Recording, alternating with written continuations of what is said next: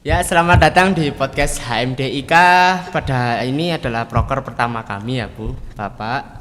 Jadi di sini kami itu eh, memiliki sebuah terobosan baru dari proker-proker kemarin. Proker kemarin itu sebenarnya webinar. Nah, itu kan biasanya identik dengan online gitu, Bu ya. Kan kalau webinar online itu menurut saya ya nanti terbatasnya di kapasitas. Nah, makanya kami mencoba terobosan lain kayak biasanya pasar-pasarnya itu kan menggunakan podcast gitu biar ya suara yang dijual gitu. Tapi ini coba buka video juga. Tapi ya biasanya kan juga gitu juga. Iya, boleh. Up to date ya. Up to date. Mencoba up to date lebih gitu sih, Pak. Iya. Oke. Karena ini bulan puasa dan pastinya kami dari ilmu keolahragaan itu juga ingin tahu gimana efeknya olahraga terhadap bulan puasa itu seperti apa. Walaupun kami di kuliah sudah mempelajari, tapi kan ini niatnya edukasi kepada masyarakat seperti itu. Jadi menurut Bu Desi maupun Pak Heri itu olahraga di bulan puasa itu bagaimana? Menurut pandangan dari beliau, Bapak dan Ibu. Ya. Sebenarnya olahraga itu di bulan puasa maupun tidak di bulan puasa itu sama bermanfaatnya ya. Apalagi kalau misalnya kita tinjau dari aspek fisiologi ya, apalagi bidang saya adalah fisiologi. Jadi puasa sendiri itu punya benefit tersendiri pada fisiologi berkaitan dengan, ini di kelas sudah dapat ya, berkaitan dengan ROS ya, kemudian dia ritme, kemudian berkaitan dengan enzimatis, hormonan dan lain sebagainya. Begitu juga dengan olahraga, dia punya benefit sendiri juga. Nah, ketika digabungkan itu selama terukur dan teratur, maka benefit itu bisa digabungkan. Tetapi kalau misalnya kondisi puasa, kemudian olahraganya itu tidak teratur, maksudnya dalam artian asal olahraga, maka justru itu yang memberikan efek negatif. Jadi selama porsi dan takarannya itu sesuai, maka benefitnya bisa bisa double gitu.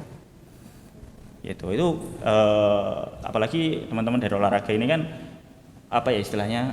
promosinya itu kan selalu olahraga biar sehat, olahraga biar bugar dan lain sebagainya. Nah, di bulan puasa itu juga jangan berhenti karena memang ya olahraga itu banyak benefitnya, terutama di bulan puasa juga. Gitu. Kalau menurut Bu Desi? Kalau menurut saya iya, jadi ketika puasa dengan ditambah dengan kita punya aktivitas olahraga itu yang pastinya adalah kebugaran kita itu tetap prima gitu ya. Jadi kalau ada yang bilang puasa nggak boleh olahraga malah jadi aneh gitu kan. Cuma dilihat dulu, bener kata Pak Heri bahwa olahraganya tuh seperti apa sih gitu ya. Ya intinya boleh, sangat dianjurkan malah gitu. Iya, benar sekali. Jadi jangan sampai kondisi puasa ini ya, apalagi di bulan Ramadan ini menjadi alasan untuk berhenti olahraga. Gitu. Justru sangat dianjurkan. Apalagi banyak kan orang itu beralasan bahwa males capek. Ngapain olahraga, capek, udah puasa loh. Akhirnya dipakailah alasan untuk mengurangi physical activity-nya gitu. Berarti tergantung dari mindset kita untuk melaksanakan itu sendiri, Pak ya. Iya, sama dengan ketika melakukan puasa kan. Puasa itu kan balik lagi ke orangnya. Ya kan? Iya sih. Ya sama. Kadang kalau udah siang makan gitu diam-diam. Puasa itu kan ibadah individu. Jadi puasa itu adalah hanya kita yang mengetahui. Iya, ibadahmu. Jadi yang tahu itu puasa atau enggak itu ya dirimu dan Tuhanmu. Itu. Nah gini Pak, kan selain tadi kan kalau puasa kan malas olahraga ya. Nah perhatiannya kan langsung ke tidur seharian lah Bang. Jadi kita punya studi kasus tidur jam siang. Nah kalau puasa itu kita kebanyakan tidur. Nah ini tadi. Nah bahkan saya juga sering ini Bu tidur dari pagi habis subuh sampai siang. Ya ini kan di Health menyebutkan kalau bulan puasa sering bikin ngantuk. Ini jam terlarang tidur siang. Nah, mungkin bisa di scroll teman-teman. Ini siapa nih yang tidur? Ya ini kan gambar aja Pak. Nah ini Pak yang ingin saya istilahnya tanyakan gitu. Asalkan tidur siang nggak lebih dari 20 atau 30 sehari, karena semakin lama tidur siang justru buat manfaat tidur siang yang diperoleh jadi semakin kecil. Ya intinya jika tidur seperti itu tuh efektif apa enggak sih Pak kita? Baik ya, sebenarnya tidur siang itu kalau terlalu lama, tidak hanya di bulan puasa, di bulan-bulan biasa ya, maksudnya tidak puasa itu juga tidak begitu dianjurkan ya. Menurut agama juga kita itu dianjurkan tidur siang yang bagus itu adalah 10 menit sebelum zuhur. Itu yang bagus. Jadi mengistirahatkan tubuh 10 menit, setelah itu berangkatlah untuk sholat gitu. Itu yang bagus. Apalagi kalau di sini di bulan puasa yang harusnya kita banyakkan ibadah. Iya. Ya. Terus kita gunakan tidur dengan alasan tidur itu ibadah. Ya, memang tidur itu di bulan puasa itu ibadah. Dibandingkan dengan gosip. Oh iya sih. Ya, dibandingkan dengan gibah dan lain sebagainya. Tapi akan lebih bernilai ibadah ketika kalian gunakan untuk sesuatu yang positif gitu ya. Misalnya belajar ya, olahraga dengan niatan menjaga tubuh. Ya, tapi kalau olahraga dengan niatan matching ya sama aja. Ya gitu. Jadi di sini sangat benar ya. Jadi olahraga memang tidur siang yang lebih dari 20 sampai 30 menit itu memang tidak disarankan. Ya apalagi sampai 2 jam, 3 jam. Betul. Apalagi tidur dari pagi sampai menjelang maghrib. Nah, itu juga sangat tidak direkomendasikan ya. Kebanyakan orang gitu Pak. Nah, Ya mungkin untuk sekali sehari itu tetap nggak boleh Pak ya? Iya tetap lah. Tetap nggak boleh. Nggak boleh nego. Gak boleh nego ya, benar-benar. Nah kan ini kan setelah tidur kan tadi dikatakan lebih baik melakukan hal-hal yang bermanfaat gitu tuh ya. Kalau menurut Bu Desi itu olahraga yang baik itu waktunya kapan Bu? Kalau dikatakan gini, jadi konsep puasa dengan olahraga itu kuncinya adalah mencegah terjadinya dehidrasi yang dalam range yang panjang gitu ya. Kalau kuncinya itu berarti kan kita bisa narik kesimpulan toh. Sebelum buka atau sesudah buka gitu. Boleh, dan olahraganya tuh berapa lama, yaitu adalah nggak sampai dari 1 jam. Nggak sampai dari 1 jam. Dan juga tidak intensitas berat. Jadi olahraga itu tujuannya kalau di bulan puasa bukan untuk mencari prestasi ya, tapi untuk kebugaran. Oh, kebugaran dan menjaga ininya. Betul, kayak jogging, sepedaan, ya kan. Mungkin kalau di ilmu saya pilates, terus yoga kayak gitu. Tapi kalau model kayak zumba kayaknya nggak, tanda tanya ya. Nanti habis zumba mokel gitu kan ya, bahaya. Jadinya gitu. ya.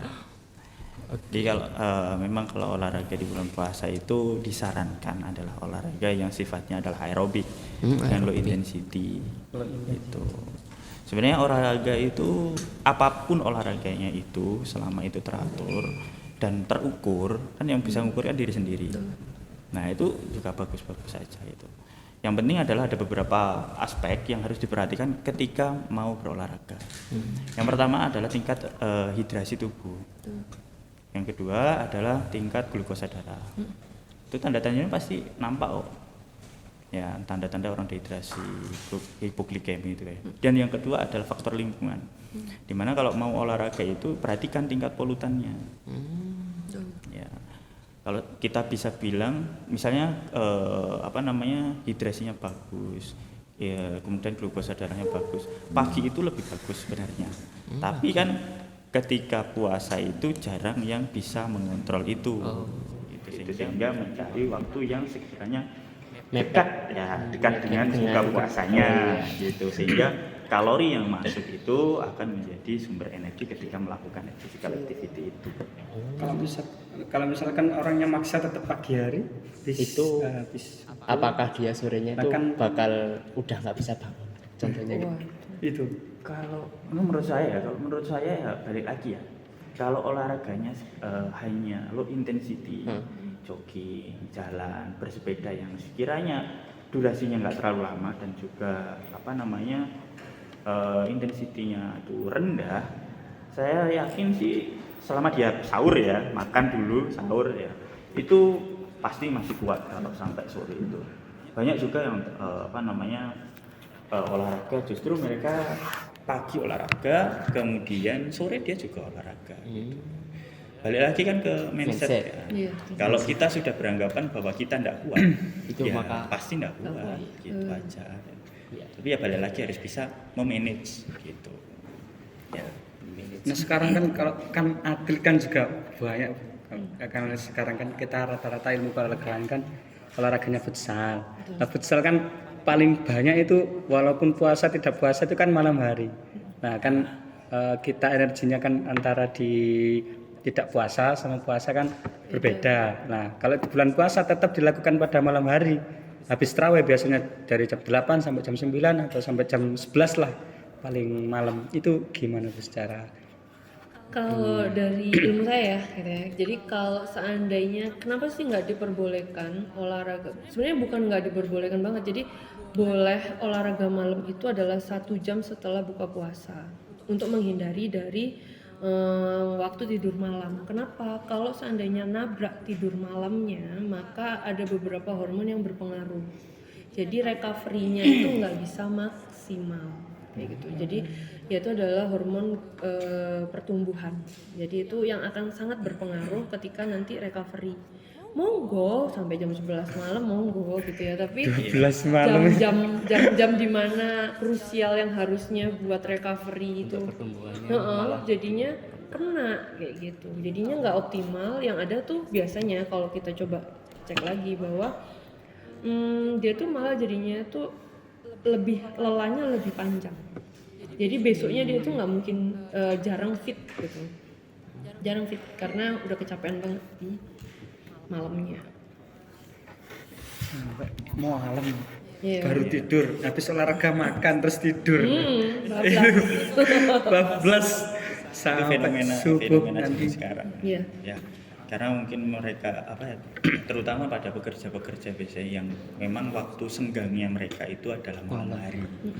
Ya biasanya bekerja pabrik atau apa itu mereka mencari hobi atau mencari ya refresh lah istilahnya dari pekerjaannya itu ya malam hari karena memang free-nya mereka itu malam hari. Tapi kalau dari segi kesehatan itu kurang bagus. Tadi disampaikan oleh Bu Desi memang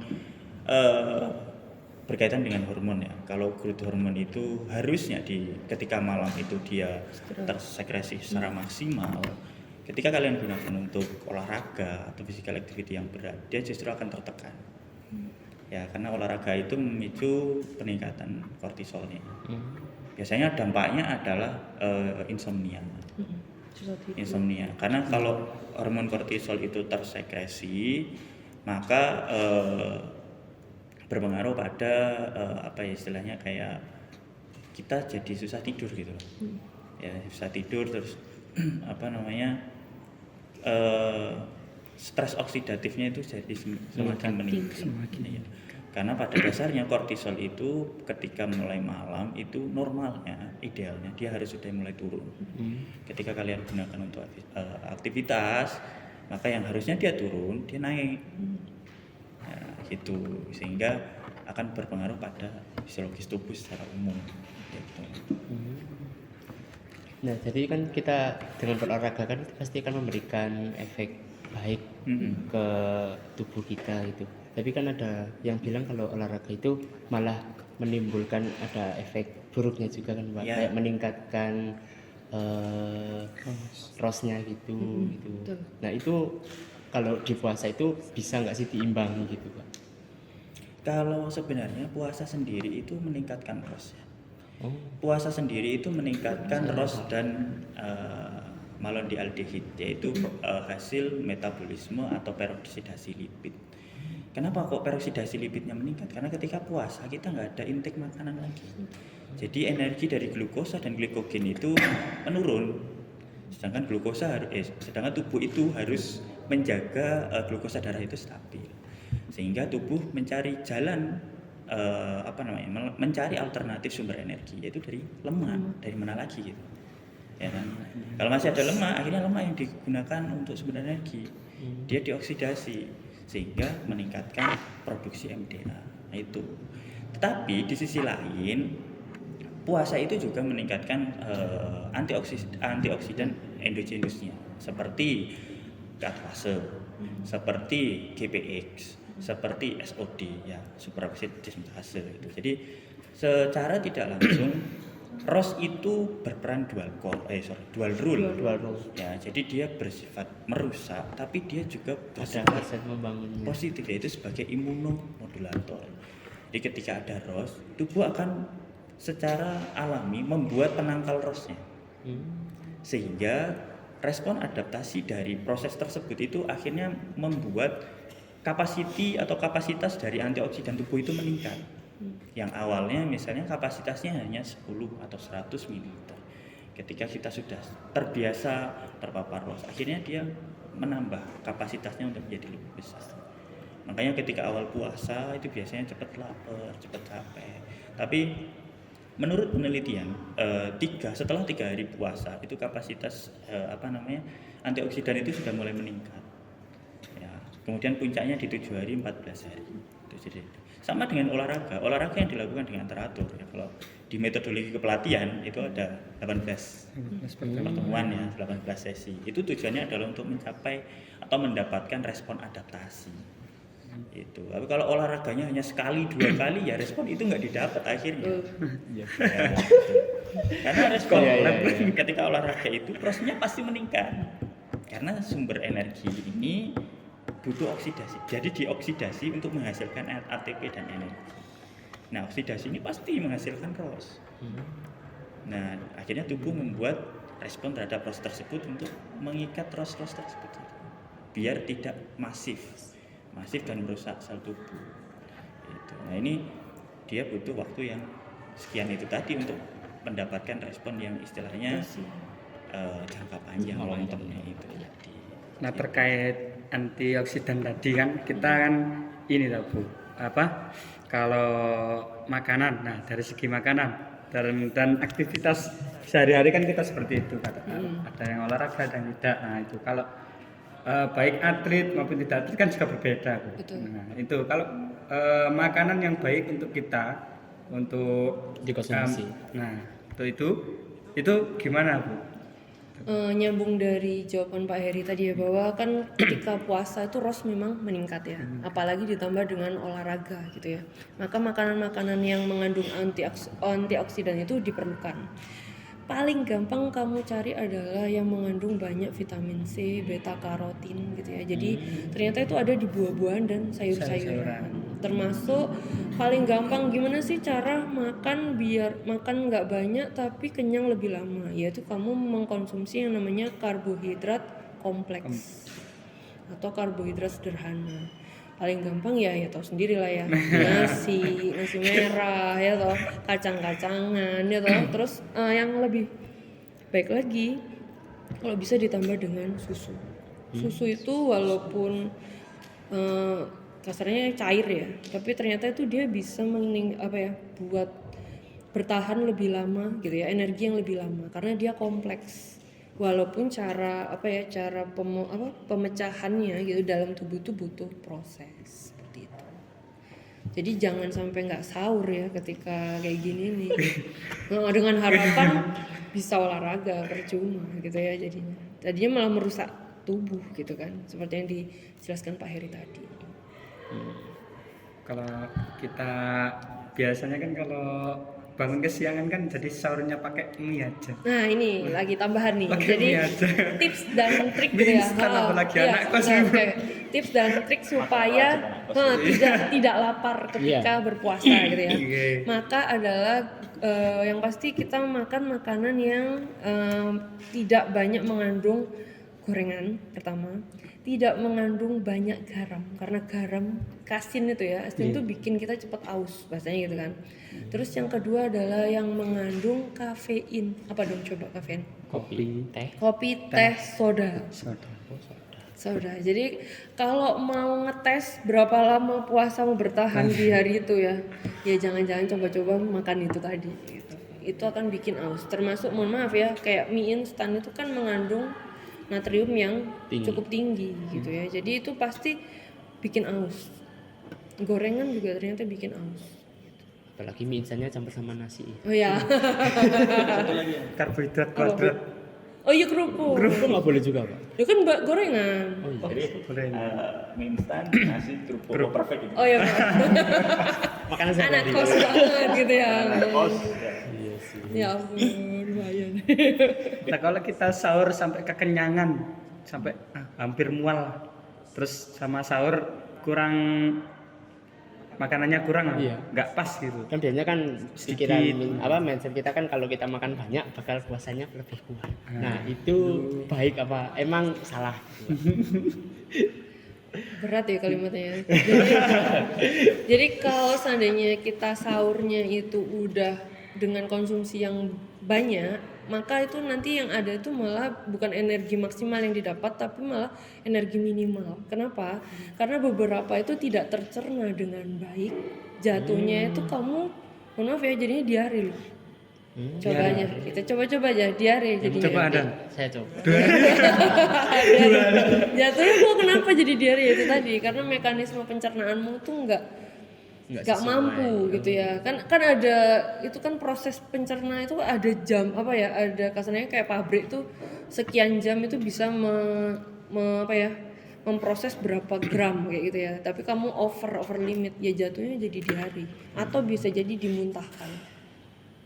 Terus gini nih Pak Heri, kan kita makan sahur, nah itu tahan berapa jam kita pakai sumber energi yang dari karbohidrat, terus lemak dan protein. Apakah apakah puasa itu sampai kita menggunakan protein? Nah, berapa jam itu masing-masing sama sistem hormon apa yang ini? Ya, jadi sebenarnya saya nempeli dulu tadi yang makan sampai kekenyangan itu. Ya. Puasa itu kan sebenarnya ibadah. Oh iya. Proses makan sendiri itu kan diatur kan. Iya. Makanlah kalian setelah lapar dan berhentilah sebelum kenyang. Nah ketika itu kalian lakukan, nggak perlu kok makan terlalu banyak untuk kuat sampai akhir. Betul. Gitu. Nah berkaitan dengan sumber energi yang harus kita makan ketika kita puasa, memang setiap zat gizi, ya gizi makro itu punya waktu waktu pencernaan atau waktu dia di dalam lambung. Contoh misalnya karbohidrat sederhana, dia akan lebih cepat terserap daripada karbohidrat kompleks. Sekitar mungkin ya nggak sampai 1 jam, 1 jam sampai 2 jam. Makanya ketika kita olahraga kan dianjurkan setelah itu tercerna. Ya kan? Kemudian lebih lama lagi itu adalah protein dan lemak. Itu bisa bertahan sampai 5-6 jam. Gitu. Jadi apakah kemudian kalau kita puasa itu biar kita bertahan lama makanan kita hanya protein dan lemak saja? Tidak.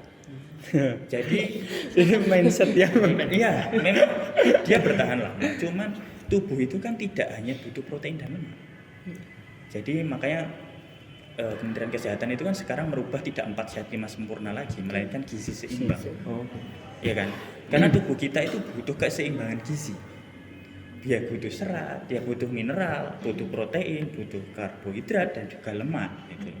Ya karena semua zat gizi itu dibutuhkan oleh tubuh. Jadi ya saran saya ya tetap porsi itu sesuai saja. Karena kan teman-teman baca mungkin sudah dapat ilmu gizi ya, sudah dapat porsinya. Ya misalnya lemak itu harus 5-15%, kemudian protein itu harus berapa 35%, karbohidrat harus 60 atau berapa. Nah itu harus dicukupi. Ya. Dan harus juga ada mineralnya, ada vitaminnya itu dari sayur-sayuran dan juga dari buah-buahan gitu. Nah, bagaimana cara mensiasati bagi anak kos? Ya, ini mungkin kaitannya banyak ya kalau dari anak kos ini banyak ya. Tapi usahakan lah meskipun anak kos itu kalau misalnya kita ingin tetap mengirit ya bagaimana kita usahakan untuk bisa masak sendiri. Iya. Ya, itu. Masak sendiri itu selain dia lebih higienis kan kita nggak tahu ya. Kalau kita mau goreng itu kan kita pasti pakai yang baru gitu ya. Kalau kita masak sendiri, jadi lebih terkontrol gitu. Nah, jadi lemak yang masuk ke dalam tubuh kita itu memang lemak yang bisa diserap dengan cepat. Gitu. Kalau yang di luaran itu kan kita nggak tahu. Iya sih. Dan juga proteinnya bisa tertakar. Gitu. Jadi nggak harus yang kenyang gitu. kenyang banget. Apalagi kenyang buat daging satu saja. hari. Apalagi kalau buka puasa itu balas dendam. Nah itu fenomena dan sering terjadi ya. Ya kita dulu juga pernah gitu. Kita juga seperti itu kok ya. Jadi kita juga pernah mengalami itu. Jadi Dari sini kita berarti. ketika puasa itu lapor gitu. Waktu Semua buka buka. puasa beli takjil itu semua dibeli. Semua Tapi endingnya juga Habis. semua dimakan Iya. ya itu. Karena ketika kita lapar itu semua pengen dibeli. Pengen dimakan ya. Padahal lambung kita juga punya kapasitas ya. Iya. Kayak gitu. Ya, ini ngomongin tentang lemak nih, Pak. Kalau dari segi kesehatan Ini itu saya ini. Iya sih, Pak. Kalau dari Iya. segi kesehatan itu olahraga itu kan pasti bisa menurunkan lemak, Bu ya. Iya, betul. Nah, kalau pas puasa itu gimana?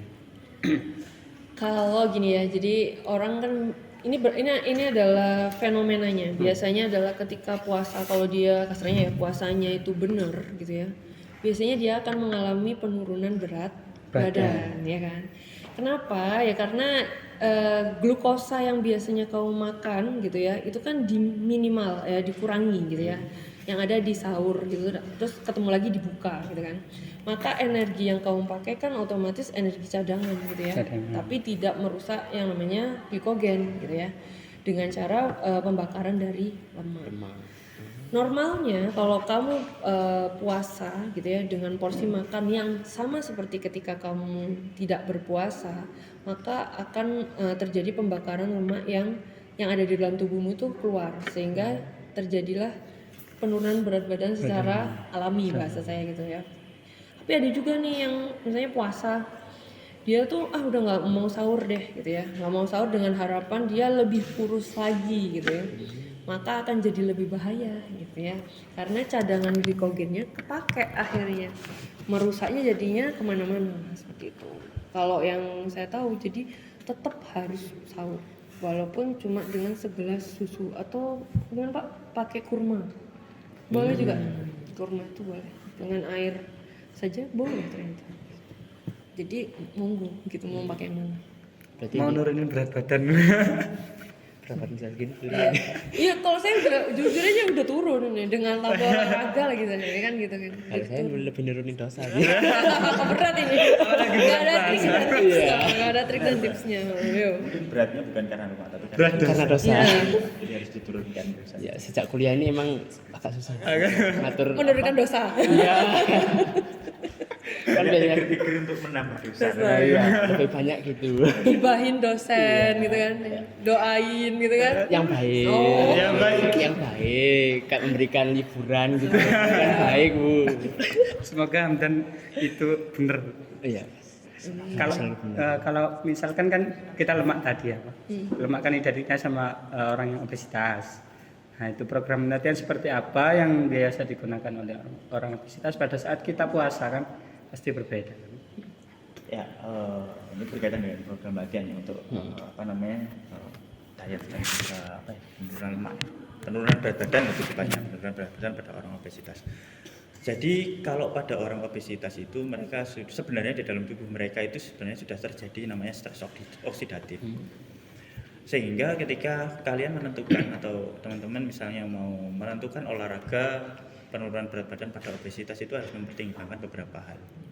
Misal yang pertama adalah olahraga itu jangan sampai memberikan impact pada persendian. Jadi olahraganya harus apa? Harus unweight bearing. Karena dia berat. Badannya sudah berat. Jadi jangan sampai dikasih olahraga yang Berat. high impact kayak lompat. Aduh. Ya. Itu kalau orang obesitas.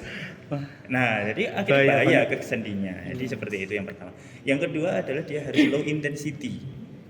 Low intensity dalam artian boleh angkat beban dan juga boleh aerobik. Angkat beban tapi ya sudah tangan aja kan bisa curl kan bisa. Ya, atau mungkin pull down. Yang penting bebannya ringan. Ya, low intensity aja. Dan durasinya juga jangan terlalu lama. Ya, dan juga yang terlalu lama. Tujuannya adalah memang untuk membiasakan tubuh itu menerima stresor dari luar. Sehingga ketika dia sudah terbiasa, maka prinsip latihan yang kedua diterapkan yaitu progresif. Harus meningkat bebannya. Nah, makanya olahraga yang ideal itu yang mungkin static bicycle, berenang, ya, kemudian apalagi yang dia tidak ada impact lah pada persendiannya itu. Jadi itu akan lebih efektif karena orang obes itu kan BMI-nya lebih dari 30 kan, itu berat banget itu buat jalan aja biasanya sudah susah gitu. Apalagi suruh kalian loncat ya. Loncat ya. Buyar. Ya, Apalagi nggak cari sendi loncat lagi. jatuh nggak bisa bangun ya. Ya karena itu akhirnya jadinya kalau sampai itu kejadian di keluarga saya, jadi ada yang obes terus jatuh gitu ya, kondisi jatuh, maka itu recovery-nya sampai detik ini nggak bisa jalan benar. Ketika dia jatuh Betul. akan banyak yang Sendinya ada yang butuh recovery gitu. jadi hati-hati. Menakutkan ya. Ya. Makanya treatment untuk orang obes itu apa ya, bukan dispesialkan tapi lebih Perhatian, diperhatikan ya. betul. Nah, Perhatian butuh perhatian khusus. khusus gitu karena apa ya, komposisi di dalam tubuhnya itu sudah apa istilahnya kayak komplikasi gitu ya, banyak komplikasi karena komponen lemaknya itu sudah lebih banyak gitu daripada normal, jadi butuh perhatian khusus gitu. Gitu. Jadi ya harus diatur benar-benar dan diawasi. Makanya kalau bikin program latihan untuk obes itu harus benar-benar diawasi. Diperhatikan. Jangan sampai dia dilepas sendiri. Misalnya dikasih program latihan suruh latihan sendiri, jangan. Ya, jadi harus Suruh latihan sendiri. Nyemil malah. Ditinggal nyemil. Puasa. Ini kan kami kan mendapatkan tanggal ini kan udah mepet sama Lebaran Pak ya. Iya. Oh ya. Ya, bentar lagi udah lebaran. Makanya itu Pak. Seminggu. Ya, bentar lagi sudah. Mungkin untuk juga mengakhiri dari podcast ini kami punya satu kasus. Jadi teman-teman bisa ditayangkan kasusnya. Nah, ini Pak.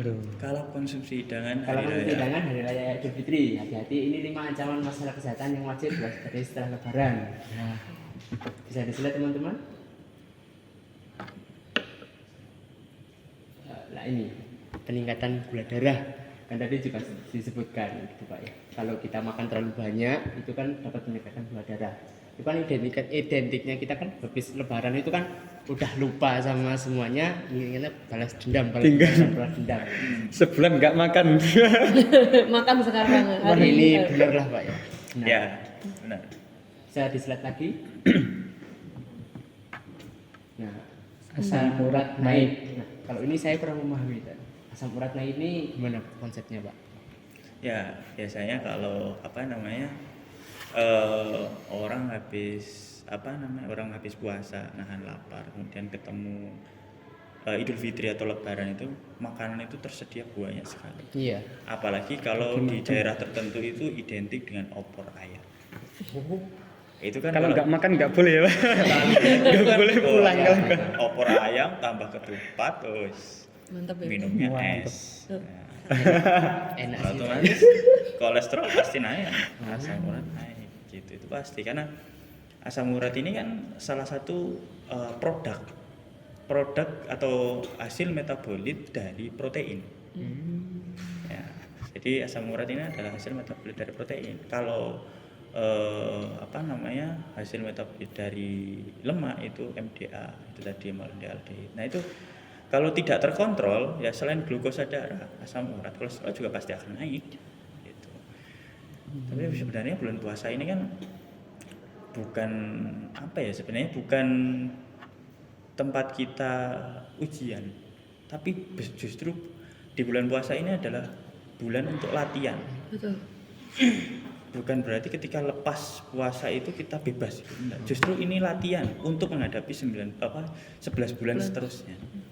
Jadi ini training ini. Ya, kita dibiasakan bangun pagi, dibiasakan puasa, dibiasakan sholat, dibiasakan bla bla bla bla. Nah, itu jangan sampai lepas ketika lepas puasa. Makanya setelah puasa itu, setelah Ramadan, ada sunnahnya untuk 6 hari puasa Syawal. Nah, itu Puasa terberat sih Pak ya. Ketika semua makan, ketika semua semua makan. makan kita Oke. puasa sendiri rasanya. puasa Syawal itu kan ada beberapa pendapat itu dari tanggal 2 sampai tanggal 29 Syawal, 30 Syawal. Jadi tidak harus berturut-turut. Tapi kalau orang Jawa biasanya berturut-turut 2, 3, 4, 5, 6, 7, 8, 9.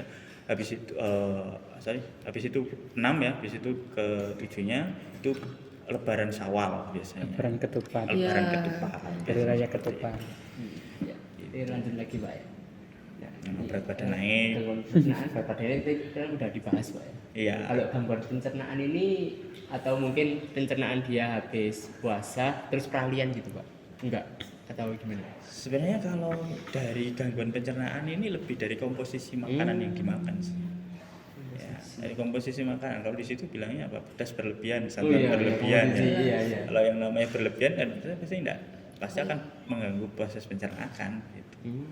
Jadi dari komposisi makanannya.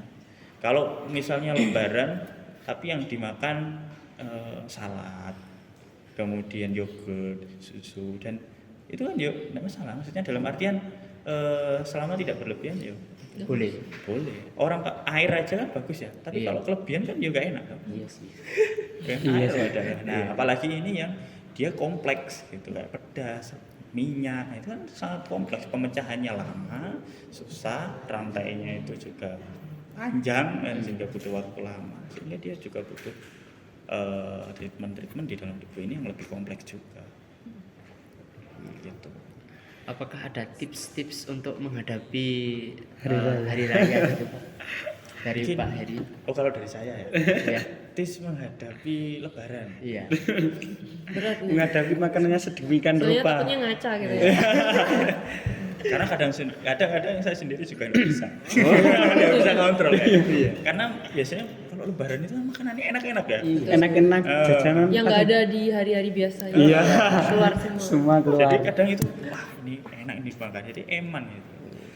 Tapi ya kita harus bisa membatasi ya. Jadi makan apapun itu silahkan, tapi harus tahu takaran dan batasan. Itu aja. Makan opor boleh, apakah makan opor nggak boleh? Bukan berarti nggak boleh, ya boleh aja selama sesuai takaran. Betul. Ya, karena misalnya soda itu nggak dianjurkan karena glukosanya sangat tinggi. Tapi kalau hanya setengah gelas, 1 gelas, sekedar ingin tahu rasanya tidak masalah. Tapi kalau sudah 1 liter kan ya Beda ya. beda lagi, Beda lagi ceritanya. Berat badan meningkat. Kalau saran dari saya adalah kenali tubuhmu sehingga kamu tahu porsi yang cukup untuk tubuhmu sendiri. Gitu. Jadi jangan sampai melewati batas. Itu aja sih kalau dari saya. Kalau dari Bu Kan Desi. dari segi- Kalau dari saya adalah tips ketika setelah berpuasa ya lebaran gitu ya. Jadi selain benar yang kata Pak Heri bilang bahwa makan secukupnya. Yang kedua adalah saran saya adalah teruskan puasa itu. Kenapa? Jadi manfaat dari 30 hari ketika puasa gitu ya. 30 hari ketika puasa itu berefek banget ke tubuh. Contoh paling gampang adalah orang-orang yang punya penyakit metabolik seperti diabetes. Itu ketika dia puasa 1 bulan gitu ya, boleh dicek risetnya bahwa dia itu akan menurunkan kadar glukosa dalam darahnya. Jadi teratur. Nah, kalau kita yang biasa normal aja diaturnya kayak gitu ya, maka akan sangat baik ketika 11 bulan kemudian tuh kamu mengikuti itu. Paling gampang adalah kalau nggak membebani adalah puasa Senin Kamis. Jadi kalau yang saya baca gitu, saya juga baru-baru ini baca bahwa puasa Senin Kamis itu ternyata mencegah penyakit diabetes. Ya itu tadi, makanan yang berlebih ya pasti sesuatu yang berlebih itu nggak baik gitu ya. Jadi tolong boleh makan yang kamu mau asal ya tinggal ngicip-ngicipin aja deh gitu ya kan. Kadang tuh bukan karena pingin ya, karena nafsu ya. Pingin semuanya dimakan Makan gitu. Jadi semua aja. mungkin boleh kamu bawa tempat sendiri kali Pak ya. Bawa pulang dulu gitu ya. Kan gitu bisa dong gitu ya. Saya biasanya gitu sih. Bawa pulang dulu gitu nanti dimakan di rumah. Misalnya kayak gitu ya. Terus kedua setelah lebaran, libur lebaran ya tolonglah olahraga juga gitu ya. Olahraga itu juga kan menstabilkan apa yang kamu makan gitu. Misalnya tadi konsepnya adalah puasa dengan olahraga. Lebaran lolos seminggu gitu ya. Apalagi dengan intensitas pola makanmu berantakan saat itu ya kan. Berantakan sekali.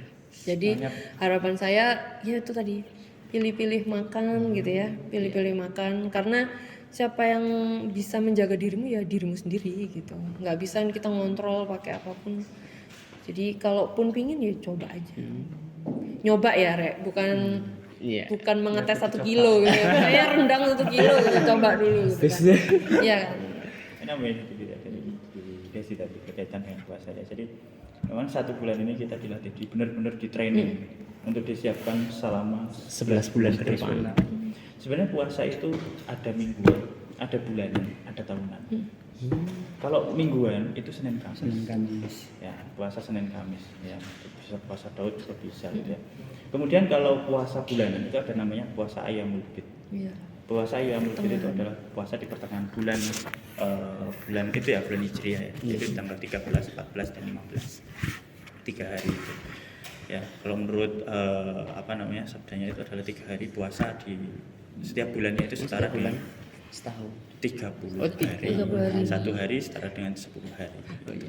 Kemudian puasa selain itu ada puasa lagi banyak sesuai dengan bulannya. Misalnya puasa Arafah. Ya, puasa di bulan Tarwiyah Dzulhijjah. Arafah. Iya. Kemudian puasa Muharram tanggal 9 sama 10. Kemudian puasa tahunan bulan Ramadan ini gitu. Jadi sebenarnya kita itu sudah disiapkan toolnya, alatnya untuk kita gunakan untuk menjaga tubuh kita. Tinggal kita mau pakai apa enggak. Iya.